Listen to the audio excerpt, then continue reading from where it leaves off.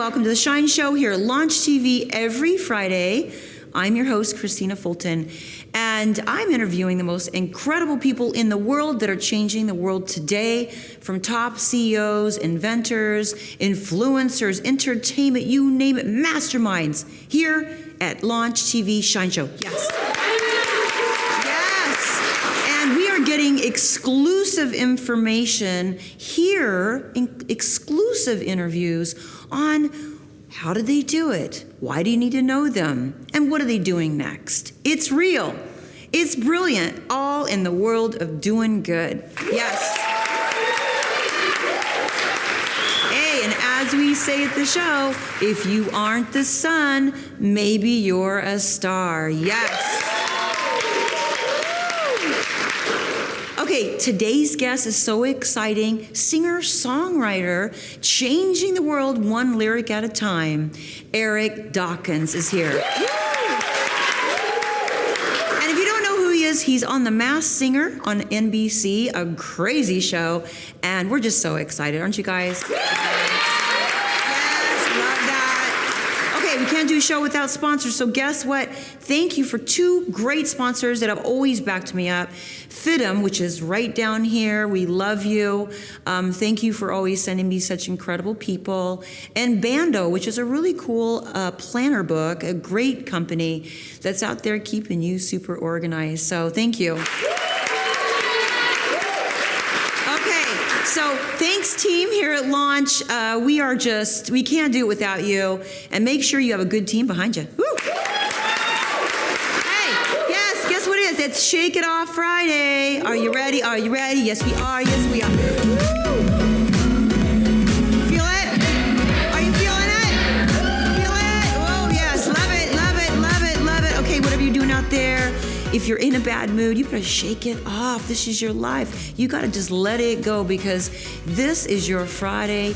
Take that couple minutes every Friday, just at this time, keep it going, breathe, it's gonna get better. And hey, Shake It Off Friday. Woo! Okay, so guess what time it is? Pep Talk, yes. And today is all around self-care. And I want to tell you about my company, which is Immortal Beauty, Inc. I have a technologically advanced skincare that is backed by science and dermatologists and doctors and plastic surgeons and Caltech University. It's made in Japan. It is made with love and a lot of science. And I say it to you because I know we've been dealing with our masks. So if you're out there dealing with your mask, you are not alone, and mask knee is a real deal. And here we are now in a world where we have to sometimes use our mask. Go to my website, ChristinaFulton.com. I have a wonderful wash there. It really targets that. But if you're not going to use that, just really take care and try to use as best self-care as you can for your mask knee. Yes. Oh my God! Singer-songwriter, changing the world one lyric at a time. Vocal coach, The Masked Singer on NBC, Eric Dawkins. Yeah.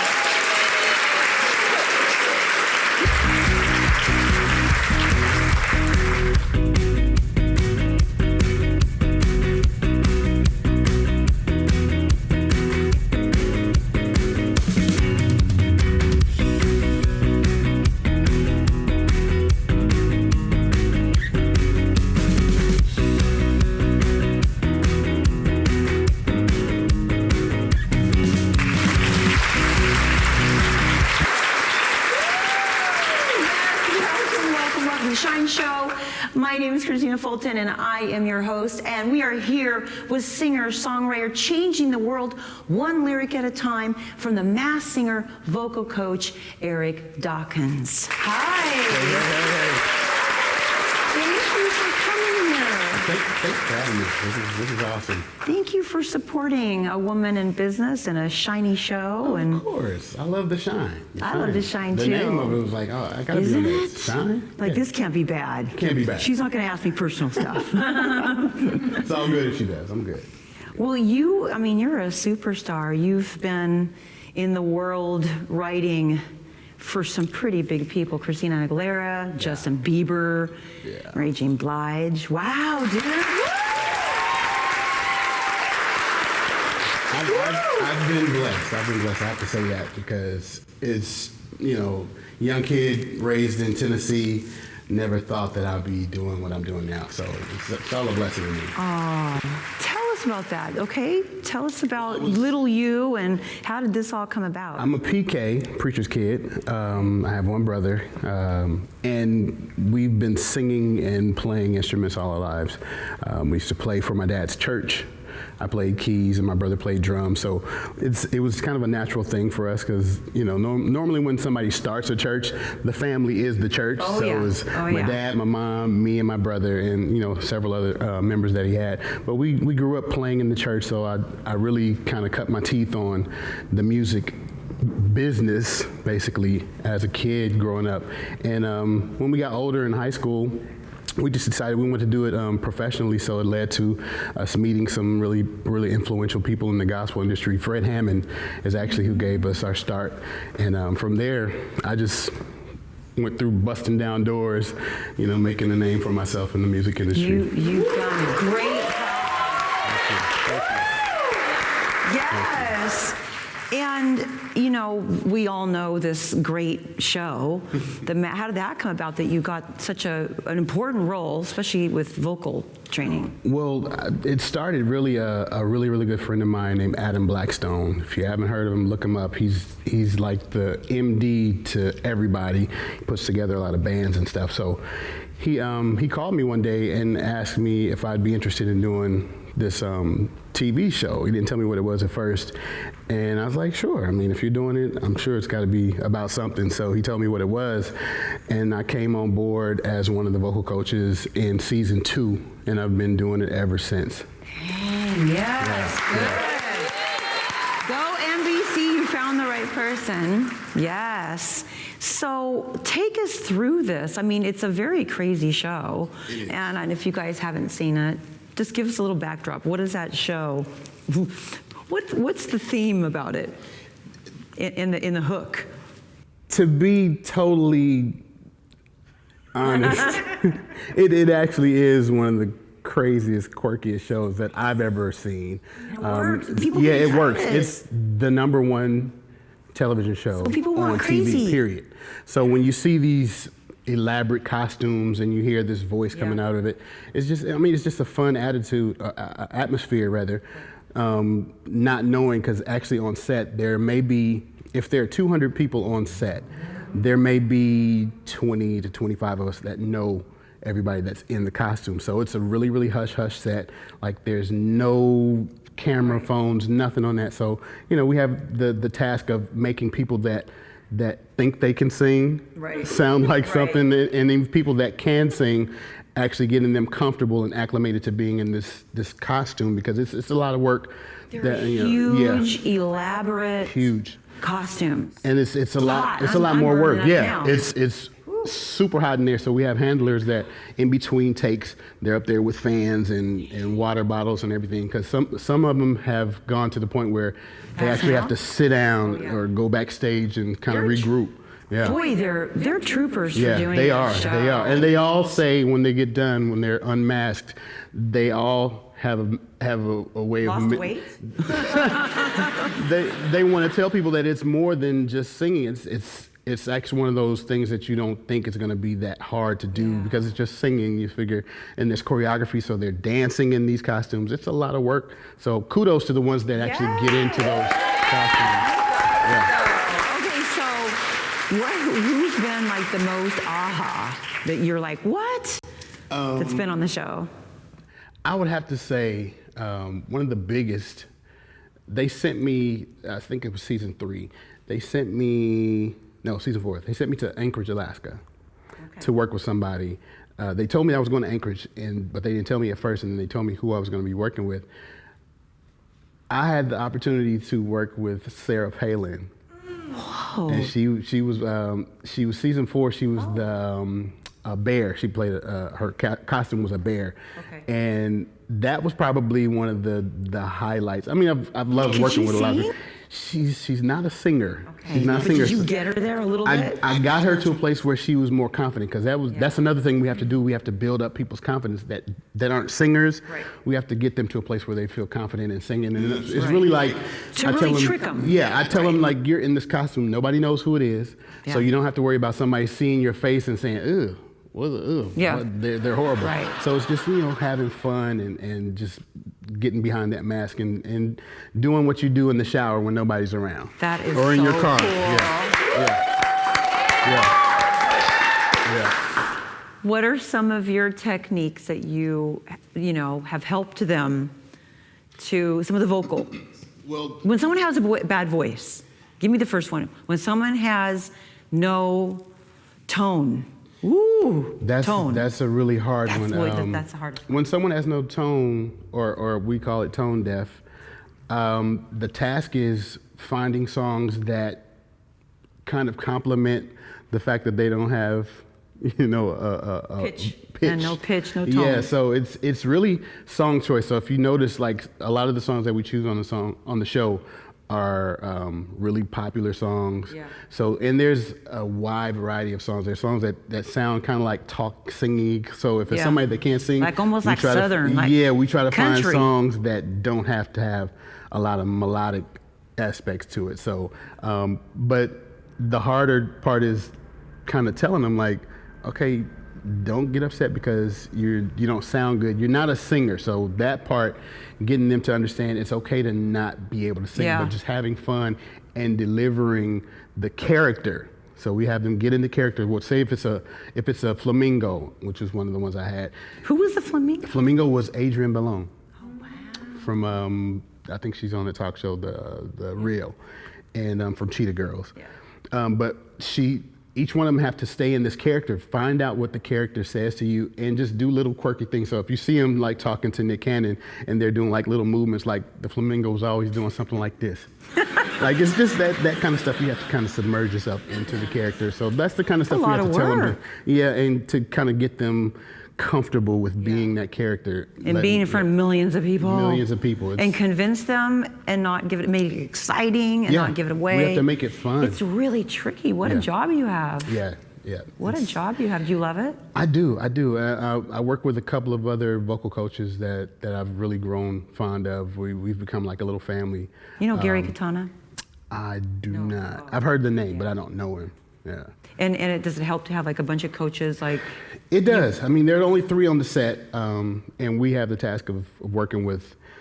At one point, we had, I think, 18 different people to work with, so they would split it up between the 3 of us. And sometimes we work with different ones, like if one of them had 5 on his list and timing got all jacked up, then they would be able to swap us around. So it's just like we have to get comfortable with working with all the people. You're just a master. You're just a master. Woo! We're gonna come right back more with this incredible superstar right after this break.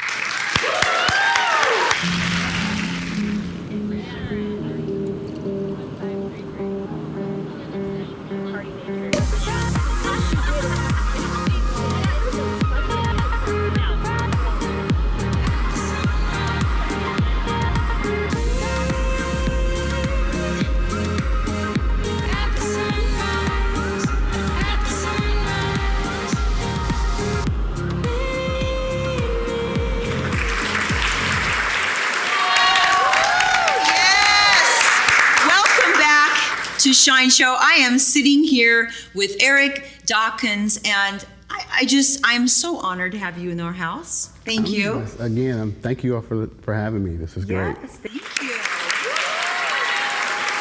I'm supporting you very Hollywood style. Yes, we love that. I wanted to go back to you so that our viewers could see like what it's like, the climb, the grind, the struggle to get where you are. Take us back to you. I think for me, just being a PK, being a preacher's kid, of course, you hear the cliche, preacher's kids are the worst kids. Yeah. So we have to go through that, growing up and people watching us more than they watch other kids. So that mental part of it, I think, was kind of what drove me and my brother to really dive into music and be really serious about it. But it comes with a ton of no's, right. A ton of rejection that you have to kind of build. We built tough skin, thick skin early on, and decided it didn't matter if they said no. The one person that says no just means that there's somebody else out there that's going to say yes. Yeah. So we buried ourselves in music. Like even in high school, like my brother was part of the marching band. I ran track, but we were still really about our music. So when it came time for school dances and stuff, we were probably somewhere at a church meeting, just doing that kind of stuff. But it never dawned on us that we didn't go to our proms and all that kind of stuff because it wasn't really that important to us. We knew that this was something that the path that we were going to be going on. The purpose for us was to do music. So even after we were discovered by Fred Hammond, having a crash course in the music business, touring with the group that he was a part of, we saw some stuff that kind of made us step back a little bit and decide whether we really wanted to dedicate our lives to this, because we were both in college at the time. I was a 2-year engineer major. And my brother was 3 years pre-med. Oh, wow. So we got the opportunity, That's super shiny. Yeah, so we were all about academics at that point, but we knew music was a passion of ours. So when we got the opportunity, we kind of did the way school, with get to go on the road with a group that we've pretty much idolized for years. Follow that dream. Yeah, and our parents were super supportive, so they said, listen, if it's something that you want to do, then we support you wholeheartedly. And they sent us on the road, and the rest is history. We've been doing it.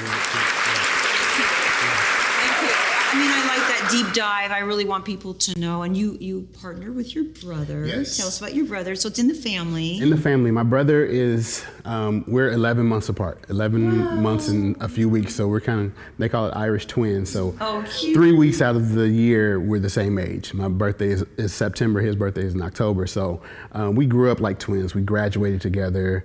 We even fooled our fifth grade teachers. We switched. We switched classes because we looked a lot more like twins when we were younger, so they thought we were twins. But that's my brother. They fell for it? They fell for it. They fell for it. Okay. Yeah. But he's my brother. My brother's my best friend. I wouldn't want to do this career with anybody else. Whoa. Yeah. Wow, brother. I love that. I love when family work together. Yeah, it's good. When it works, it works. It works. Amazing, right? We get each other. I mean, we not without having disagreements, but they're healthy disagreements because that it's the iron sharpens iron mentality. But I tell people all the time, iron sharpens iron only when it touches. So you have to get in there and know that, sometimes you're going to get hit and it's not going to feel good, but it's only meant to build character, build strength and whatnot. So we bump heads every once in a while, but it's healthy for us. And we've done this. We're going on 30 years. Yeah, we recover. We recover really nice. And it's evident in the music that we put out. So, shameless plug, we got a new project coming out. Yes, you have a new album. Tell us new about album it. coming out. This has been 10 years since our last one, so we decided to put out a new project that's, Volume 1 is coming out on the 25th of June. June? Yes. So, we have a single out now called In My Feelings that's doing really well. And we're about to hit the road again when everything opens back up. We're being cautious. Give us some music, Absolutely. change our minds and our Absolutely, hearts. changing the world one lyric at a time. I love that. I got that off your Twitter. I was like, I love that. Yeah. Thank you. So how did you, in the COVID, so everybody has this COVID story. Tell me the COVID story. COVID for me was actually, it brought out an old hunger that I had, because when you first start in the music business, you have this hunger, this drive to make it. You have something to prove. So when everything closed down, you know, we're sheltered in place, I just buried myself in my studio. I have a really supportive wife, and she understood that I wanted to do something to get this new project started, or get it done actually. Yeah. So I went in my studio. I think for the first two and a half weeks we were sheltered in place, I wrote like 8 songs. Wow. And like I was serious about like getting back to the old me that was hungry and grinding. Yeah. So for me, the pandemic, it was helpful. It was really helpful. People down a little bit. That's what's needed. I mean, especially out here. I mean, as fast as LA is, it's cool to just chill, like relax. My brother said, just chill out. You need to slow down. Yeah. So the slowdown was good. Ooh, I like that. It was good for me. So that was. I found that me too. I was, you know, incubating and pivoting and thinking about how am I going to turn the business around. Yeah, rediscovering. This is reinventing. Just trying to do something that's going to make something different when this is over with. Because I tell people, if you don't come out of this different than when you came in, then it really wasn't worth it for you. I mean, and how much time do you need? Right? So a whole year and a half. You have to have something different happen to you during that time. I mean, whether it's you lost some people and it did something to just how you are as a person, you know, there should have been a lot of self-searching, a lot of soul-searching, recalibrating your whole mentality about life. Take an audit of yourself. I love audits.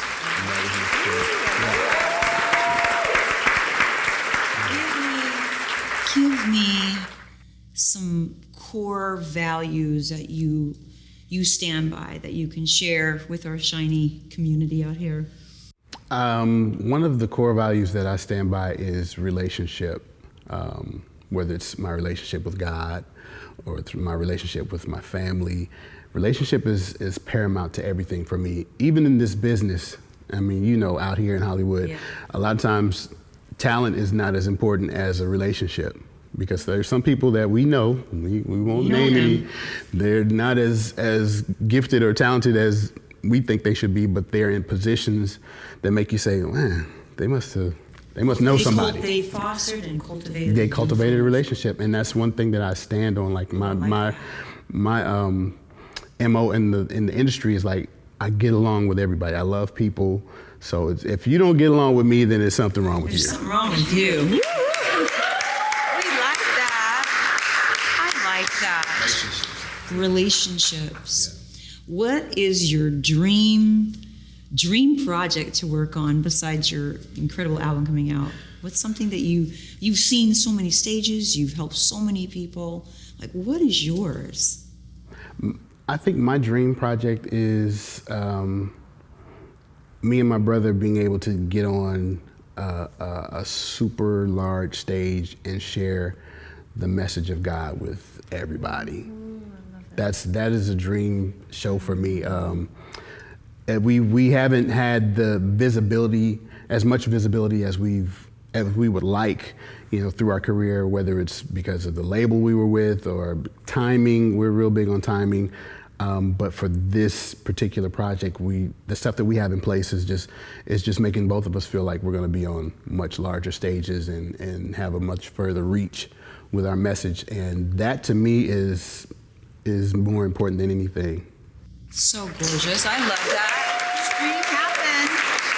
We say from extreme to the dream. So extreme to the dream, yeah. Okay, let's go back over to the show, because what's the craziest costume that you... The craziest costume to me was Lips. I don't know if you saw Lips. Who was that? I think I saw that one. That was your girl, Wendy Williams. Yeah. The lips. Yeah, so it was just a big lips with legs. That in the legs. Yeah, and they found the right person. She's perfect for it. What song did she sing? She did a New York song. What was the name of that song? Alicia Keys song? New York. I think it was that, I believe. And the funny part was, we try to get them to kind of mask their voices a little bit. And you can recognize hers. We're in camera block, and she's doing her song, and no, it was a song about Broadway. It is no. I can't remember the name of the song, but it's a song about New York. So before she started, I think that's it. But she in between one of her lyrics, she said, "How you doing?" And I was like, "No, you can't do that. That'll just give it away." She does it. She does it. I mean, but she was a blast to work with. She's funny. I love her. And but that's great. Most of the people that I've worked with on the show have been just a blast to work with. Of course, there have been a few that gave us the diva thing, and we just kind of had to, okay, whatever you want. But we still need you on stage in 5 minutes so we can get this shot. What would be a diva thing? Not want to be in the costume as much as they were supposed to, it's a costume show. Yeah, it's a costume show. Some of it you kind of gotta sympathize with them because it's really hot in there. Yeah. So, but if they know, nobody comes in with really understanding the levity of that whole show. It's a lot of work. It's a lot of work. So, but that's. I love that. The diva thing. The diva thing is. The diva thing. Real. Well, we're going to come right back with something called Hero Up. Okay, after this break.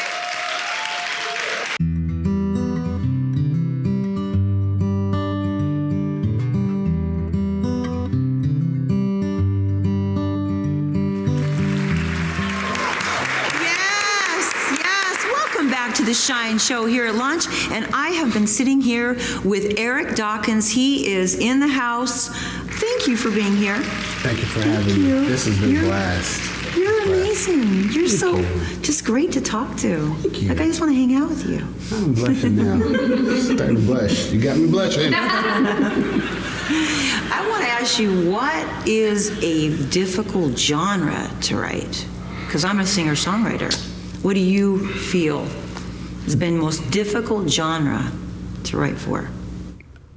I don't think, if you're a songwriter, well, I'll start it with this. I feel like the best songs come from conversations. They make the best songs. So if you can talk to people, you can write about anything. And melodically, just knowing what the genre is, what type of melodies lend themselves to that genre is really all you have to consider. But as far as lyrically, I think I could write for any genre, actually. Wow, nice. Yeah. I like that. Woo! Yeah. Woo-hoo! Multi-talent. Okay, are you ready for this? I think. It's time to Hero Up! Okay, here she comes, the lovely Katie. Here you go.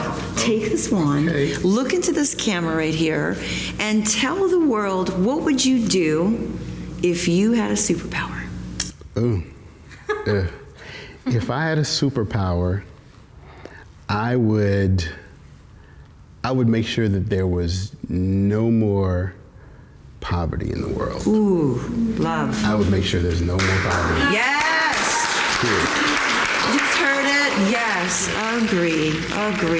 Because I'm such a giving person. I always tell people, like, if I ever won the lottery, I'd probably only end up with 5% of it because I give so much. Oh, you're a giver. Yeah. I love that. Yeah. Me too. I love that. Be empathic and it's been tough, right? To watch the world, especially we live here in Los Angeles. Yeah. And watching the rise of homeless and how did they get there has always been on my mind. It's been hard for me to watch. And that's one of the things that made me say that, because I see a lot of homelessness, and I believe we're all one situation away from being that homeless person. So, which is by the grace of God, by the grace of God, go back. It'll take people. Isn't that wonderful? I know everyone says, "Where did you get that?" It's like Harry Potter. Cool. Isn't it cool? Right? But isn't it like heavy? It's nice. It is heavy. I didn't think it was going to be. It's got a lot of magic in that. Yeah, it's going to come true. It's gonna come true. You look I good. listen. I will make it. Whatever I have to do to make it come true, I'll do that. You're gonna make it come Yeah. true. Yeah. I want to thank you for what you do in the world, and we wanted to highlight you here at Shine. Keep shining on. Thank you. I appreciate it. Making those people that are pitchy sound good. I will do my best. I'm actually going to start back in another few weeks. Are you back? On season 6. Yeah. Oh, wow. Okay. Yeah. It's got to get real wild out there. It gets a little wilder every season. So. And is my good friend's on there? Robin Thicke. Yeah. Robin Thicke's on there. His dad and I were really close, so cool. he's on there. He's good. He's good. He's good. Well, thank you. I'll have you back again. Absolutely. You're wonderful, and thank you guys.